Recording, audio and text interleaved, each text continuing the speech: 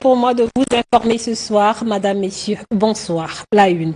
5e édition de l'opération Ville, Village et Habitation propre. Les Congolais ont retroussé les manches aujourd'hui pour assainir différents endroits à travers le pays. La CSC, la COSILAC et la CSTC dénoncent l'augmentation du prix du gaz butane. À cet effet, elles ont rendu publique une déclaration à suivre dans ce journal. La facilitation du commerce extérieur, c'est ce à quoi s'attelle le Conseil congolais des chargeurs qui vient d'organiser un séminaire sur le BESC. Ce jour 2 mars est bien le premier samedi du mois. Ainsi, à l'initiative du Premier ministre en chef du gouvernement, les opérations de salubrité publique ont été organisées dans tout le Congo. À Brazzaville, Clément Mwamba était d'abord au lycée Pierre-Savorgnan de Brazza avant de faire la ronde de quelques sites. Question d'apprécier la qualité du travail manuel effectué par les agents de l'État. Diop Mbungu nous fait le point. Ça y est, c'est désormais une tradition le premier samedi du mois pour assainir nos villes, nos villages, nos administrations publiques et privées, ainsi que d'autres structures. C'est ici au lycée Pierre-Savorgnan de Brazza que le Premier ministre, chef du gouvernement Clément Mwamba, a donné de son temps et de son exemple à cette opération de salubrité en symbiose avec les agents du ministère de l'enseignement primaire et secondaire. Coupe-coupe ou pelle ou brouette et machette, tous à pied d'œuvre pour rendre salubre ce lieu du savoir. Le chef du gouvernement en appelle donc à l'appropriation de cette opération. On ne fait la morale à personne. Lorsqu'on a un domicile, il est de bon aloi de pouvoir l'entretenir, c'est la moindre des choses, ça se fait tous les jours.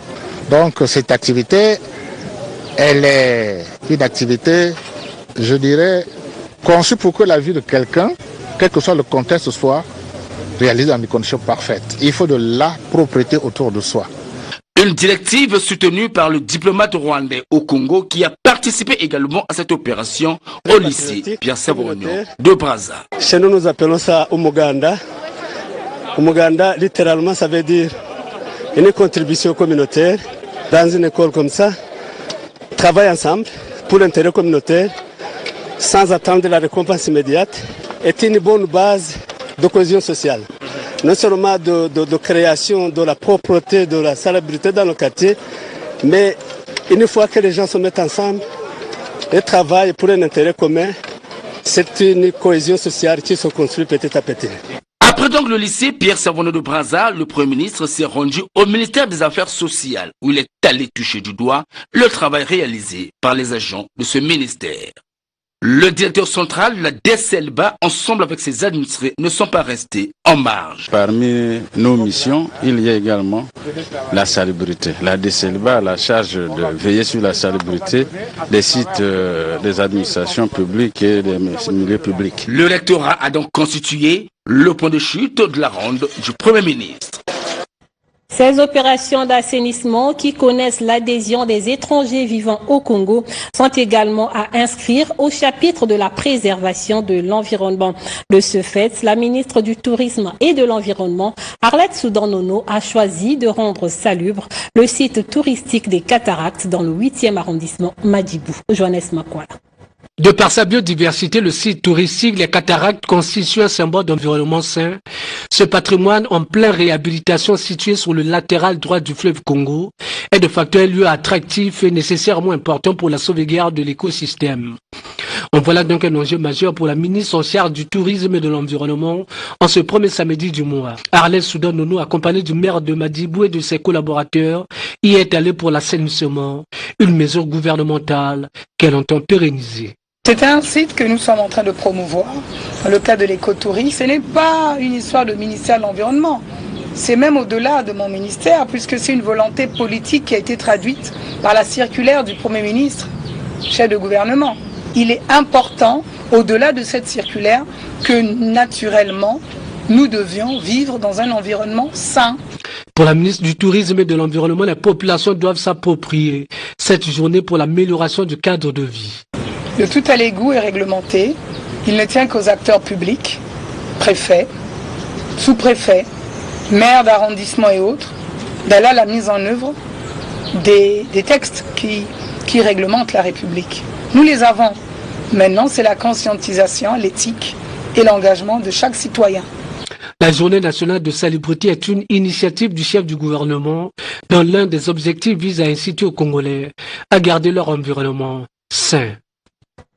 D'autres départements ministériels ne sont pas restés en marge de la dynamique de salubrité publique qui est aujourd'hui à sa 5e édition.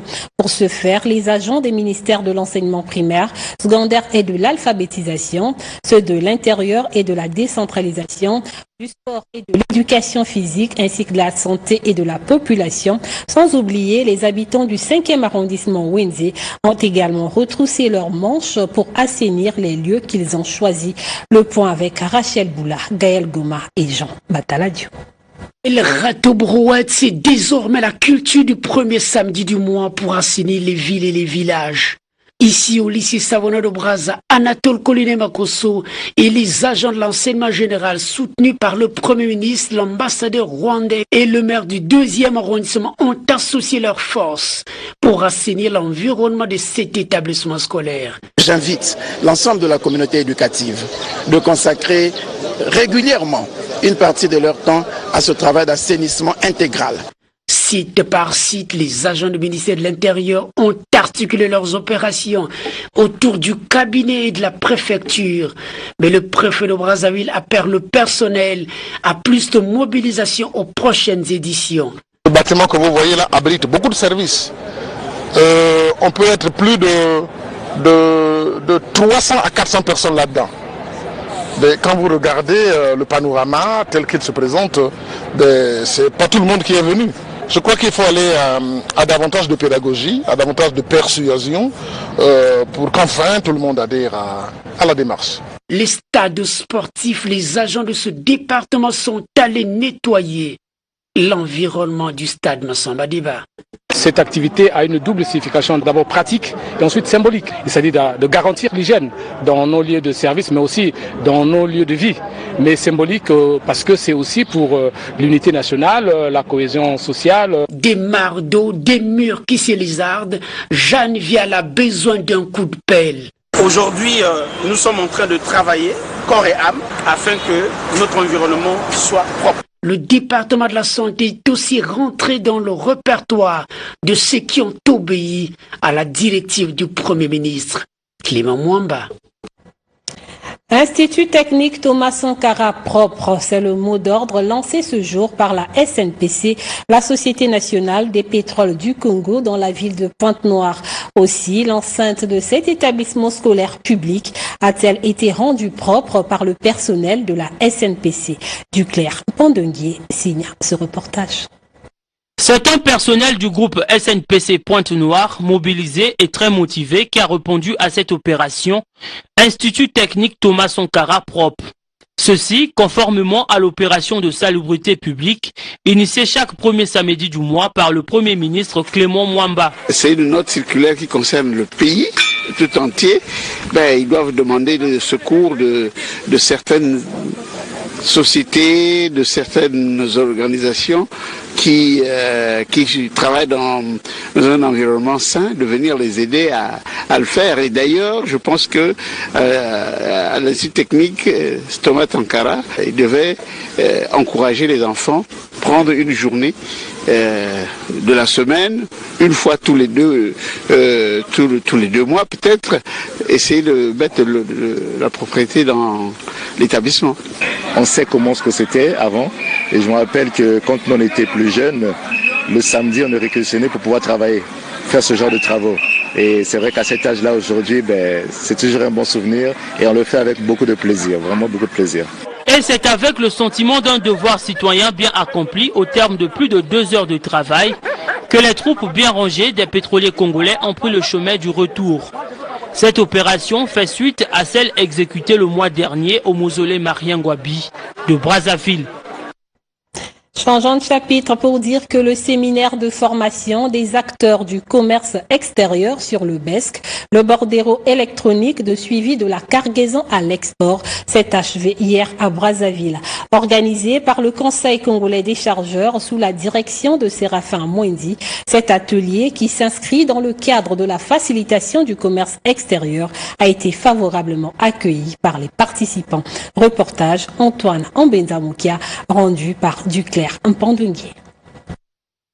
Pendant 2 jours de travaux en atelier, les acteurs impliqués dans les opérations du commerce extérieur venus des administrations publiques et privées, comme les douanes, l'Assemblée générale des chargeurs, l'Union nationale des opérateurs économiques du Congo et bien d'autres, ont été formés à la souscription du bordereau électronique de suivi de la cargaison à l'export. À la lumière de la pertinence des échanges que nous avons eus, nous pouvons affirmer sans risque de nous tromper que l'objectif a été atteint. Des séances de travail spécifiques seront organisées avec l'administration des douanes et des douanes indirectes, ainsi qu'avec les acteurs évoluant sur la place portuaire du port autonome de Brazzaville et port secondaire.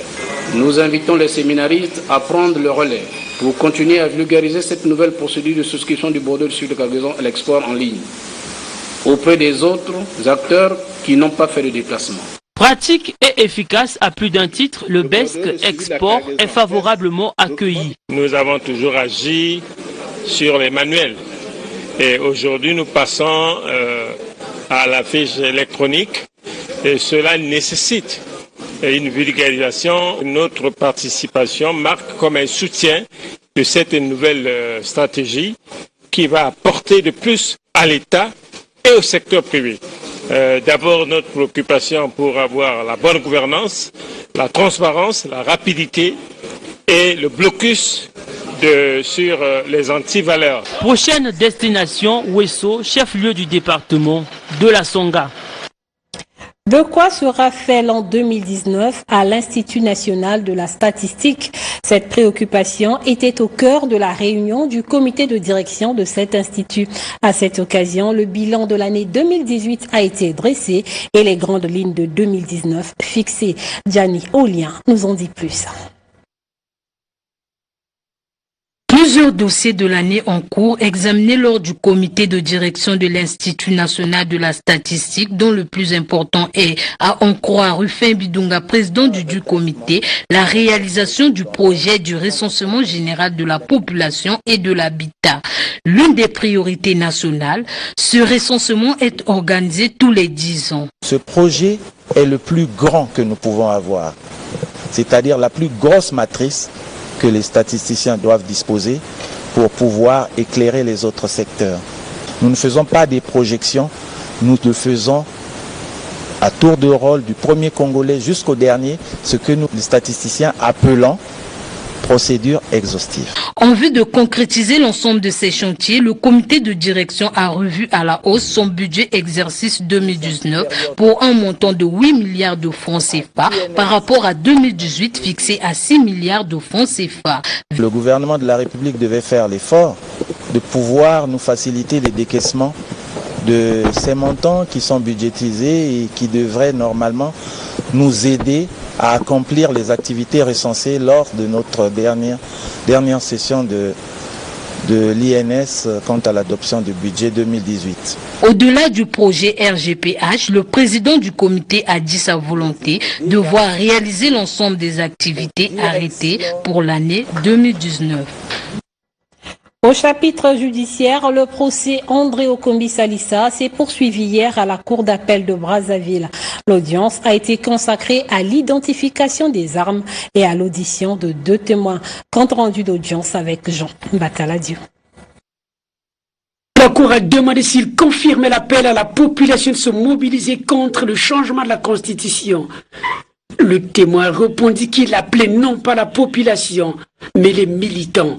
Quant à savoir qu'entendait-il par soulèvement populaire, le témoin dit que c'était le fait de ne pas aller voter. Interrogé sur le soulèvement populaire, André Okombi Salissa a indiqué qu'ils n'ont jamais appelé au soulèvement populaire, mais plutôt au refus du changement de la Constitution. Parce que nous sommes une opposition républicaine, a-t-il martelé.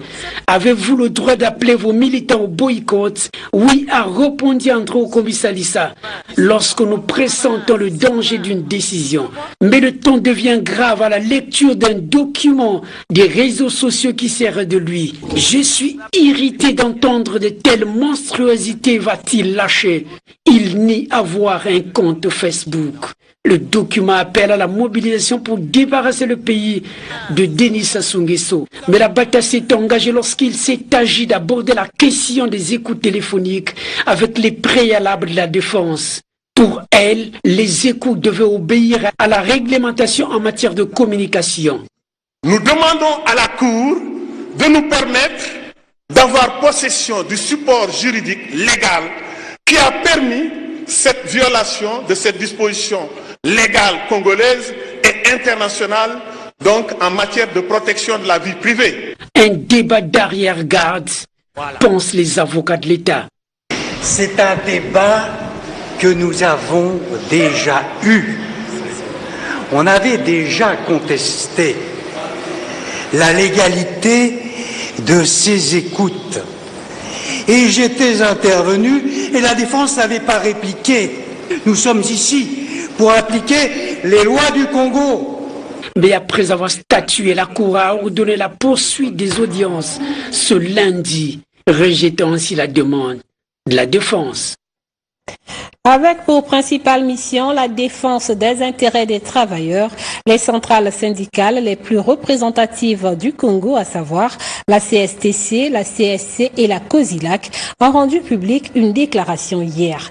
Dans celle-ci, elles dénoncent l'augmentation du prix du gaz butane de façon unilatérale par le gouvernement, ainsi que la rareté du pétrole lampant dans les stations-service. Hiroshima Bani pour les détails.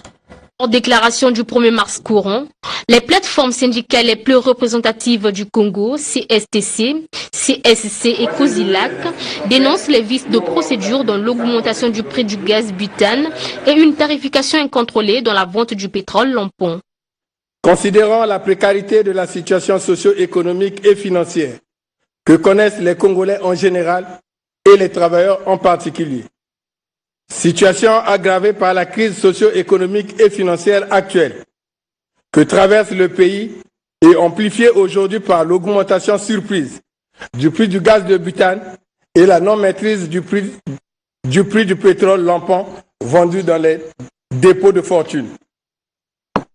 Considérant que ces augmentations ont un effet néfaste sur les ménages avec des répercussions sur le prix de revient des produits, notamment de première nécessité, rendant ainsi la vie intenable aux populations, surtout les couches les plus démunies. Par ailleurs, cette coalition syndicale pointe du doigt le groupe parlementaire de la majorité présidentielle qui aurait épinglé des formes de corruption dans la conduite des syndicats au Congo. Toutefois, ces syndicats demandent au gouvernement la convocation dans un bref délai d'une session extraordinaire du Comité national du dialogue social comme l'exige la loi. En culture, je connais mon pays, c'est le titre de l'ouvrage de Marcelin Mouzéongoyo, préfacé par Belinda Ayessa, directrice générale du mémorial Pierre Savorgnan de Brazza. Ce livre de 220 pages est en fait le répertoire des dates historiques du Congo. Il a été présenté au public hier au Centre culturel russe. En reportage, Ordel Biakoro Malunga. Actualité autour du livre de Marcelin Mouzéongoyo intitulé « Je connais mon pays ». Un ouvrage empreint de lyrisme à travers lequel l'auteur immortalise les faits qui ont marqué les périodes précoloniales, celle de l'indépendance et l'avènement de la démocratie au Congo. Ce n'est pas le temps aujourd'hui de pouvoir ou de vouloir interpeller qui que ce soit parce que nous n'avons pas des leçons à donner, mais nous avons plutôt des leçons à tirer. Cet ouvrage nous initie à toutes les dates vraiment importantes qui constituent notre histoire, qu'il est important de faire comprendre que notre terre nous appartient et que nous avons le devoir d'œuvrer pour son succès. Nous avons aussi le devoir de mémoire, ce devoir de mémoire qui doit nous interpeller pour dire ces hommes ont œuvré et nous devons continuer les œuvres qu'ils ont commencées. La directrice générale du mémorial Pierre Savorgnan de Brazza, Belinda Ayessa, qui a préfacé ce livre, a félicité l'auteur dont la plume enseigne et renseigne les lecteurs sur le passé commun aux Congolais. C'est un honneur pour moi d'avoir préfacé cet ouvrage et je souhaiterais que les Congolais, les jeunes, moins jeunes, les adultes puissent s'approprier cet outil précieux qui vient d'être mis à notre disposition. Il faut le soutenir, il faut l'accompagner et apporter tout simplement des contributions. Je voudrais ici qu'on applaudisse encore M. Marcelin. Comme Sergei Believ, directeur du Centre culturel russe de Brazzaville, les critiques littéraires et les lecteurs s'accordent à dire que ce livre est une compilation d'informations tant utile aux chercheurs, aux historiens et à bien d'autres acteurs de la société. Le livre, c'est toujours la connaissance, ce sont toujours les choses qui sont importantes pour tout le monde. Son souci est de faire comprendre aux filles et fils du Congo que le moment est venu il faut se référer à ce qui s'est passé dans les années antérieures en vue d'en faire quelque chose pour ce pays. Tout nouveau, tout beau, ces sapeurs ont livré un spectacle de Jatons pour saluer l'entrée de Marcela Munzeo Ngoyo dans le cercle des auteurs congolais avec son premier ouvrage intitulé « Je connais mon pays ». Des assemblées locales. La 5e session administrative dite budgétaire du conseil municipal et départemental de Pointe-Noire s'est achevée sur une note de satisfaction. Sous la houlette de Jean-François Kando, député maire de la ville côtière, les élus locaux ont adopté le budget exercice 2019 ainsi que le programme d'investissement grâce à Vanina Nzanga. Pendant 10 jours, les conseillers départementaux et municipaux de Pointe-Noire ont planché sur 9 affaires, dont la principale est l'examen et l'adoption du budget et du programme annuel d'investissement 2019. Le budget primitif exercice 2019 s'équilibre en recettes et en dépenses à la somme de 21 milliards 12 millions 668 400 francs CFA contre 18 milliards 736 millions 200 000 francs CFA, soit une hausse de 2 milliards 276 millions 468 410 francs CFA. Le programme annuel d'investissement exercice 2019, ce programme est arrêté à la somme de 10 milliards 139 millions 719 412 francs CFA contre 9 milliards 51 millions 600 155 francs CFA, soit une hausse de 1 milliard 88 millions 119 257 francs CFA. Jean-François Kando, président de cette assemblée locale, a salué la détermination des participants et reste confiant de la mise en œuvre des conclusions. La mise en œuvre de celui-ci commande une discipline budgétaire rigoureuse avec à la clé la maximisation et la sécurisation optimale des recettes couplée à la maîtrise des dépenses.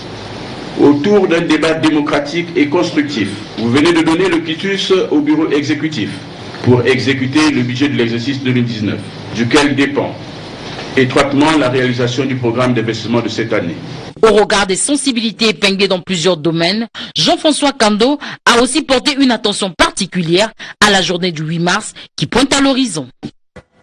Même son de cloche à Luango, dans le département du Kwilu, où les conseillers départementaux se sont séparés après avoir adopté le budget exercice 2019. Alexandre Mabiala, président du conseil départemental, les a exhortés à s'impliquer pour le développement de leur département, le Kwilu.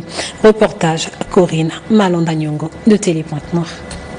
5 milliards 836 millions 550 060 francs CFA, tel est le budget du conseil départemental du Kwilu, exercice 2019. Budget structuré de la manière suivante: 3 milliards 99 millions 661 234 francs CFA pour le fonctionnement et 2 milliards 736 millions 888 286 francs CFA pour l'investissement. Cela dit, il ne reste plus aux distingués conseillers que de se mettre résolument au travail, puisque les axes prioritaires d'intervention ont été définis pendant les travaux. Notre force va résider à refuser la résignation, la poursuite du combat engagé pour la mobilisation des ressources de la collectivité locale en suivant de près la mise en application des lois irrelatives, la mise à profit du climat de paix actuel et du cadre juridique propice à des initiatives novatrices de développement. La décentralisation est un principe institutionnel au point que le président de la République en fait aujourd'hui un cheval de bataille à la marche vers le développement de notre pays. Le mois de mars étant celui de la femme, Alexandre Mabiala a rassuré les femmes du Kwilu du soutien du conseil départemental et de toute sa disponibilité pour la réussite du 8 mars 2019 qui pointe à l'horizon, avant d'inviter l'ensemble des élus locaux à projeter leur regard sur la... La conférence des préfets s'était tenue à Ouesso dans la Sangha du 14 au 16 février dernier sous le thème « L'administration territoriale, ses défis pour 2019 ». Le préfet de la Bouinza, Jules Monkala-Tchoumou, qui avait pris part, a organisé une session de restitution des conclusions de ces assises à Madingo. Commentaire grâce à Vanina Nzanga. L'an 2019 dans la Bouinza est placé sous le signe de la lutte contre les antivaleurs dans les différentes administrations publiques, selon l'esprit de la conférence des préfets tenue à Wisso dans la Sangha. Restituant les conclusions de ces assises aux directeurs départementaux et aux autres autorités locales, le préfet Jules Mankalatumou les a exhortés à lutter contre tout ce qui entrave le développement de ce département. Car les assises de Wisso ont constitué un véritable moment d'échange d'expérience. Cette restitution devait donc nous permettre d'appréhender les enjeux de l'administration et du développement de notre département. L'arsenal juridique approprié et afférent est en cours d'élaboration, notamment dans les domaines clés de la santé, de l'enseignement, de l'équipement et de l'entretien routier et de la fonction publique territoriale. Il est donc important que nous soyons identifiés sur les enjeux de l'administration. Reste l'application des conclusions de Wisso pour le bon fonctionnement des départements. Revenons à Brazzaville pour dire que les commandants des unités de la garde républicaine viennent d'être formés à la gestion axée sur les résultats. À cette occasion, le conseiller spécial commandant de la garde républicaine, le colonel Gervais Akwangui, a reprécisé les instructions du chef suprême des armées, le chef de l'État Denis Sassou Nguesso, lors du réveillon d'armes le 31 décembre 2018. Florent Anguille. Durant 3 jours, le commandement de la garde républicaine, sous la direction de son commandant, le colonel Gervais Akwangui, a passé au crible toutes les stratégies nécessaires pour rendre les unités plus opérationnelles que jamais, en se référant bien entendu des directives édictées par le chef suprême des armées lors du dernier réveillon d'armes. Satisfait des sujets abordés, le colonel Gervais Akwangui a invité les grands subordonnés à plus de responsabilités afin de relever les défis. L'analyse par vous des problèmes inhérents aux difficultés auxquelles vous êtes confrontés dans vos structures respectives a été pertinente. Rassurez-vous que celles-ci sont déjà inscrites parmi nos axes prioritaires et elles trouveront une solution adéquate. Je vous invite à intérioriser cette attente forte du président de la République, chef suprême des armées, liée à la gestion rigoureuse des ressources. Autrement dit, sachez que les moyens qui seront mis à votre disposition devront faire l'objet d'une attention précieuse et une utilisation rationnelle.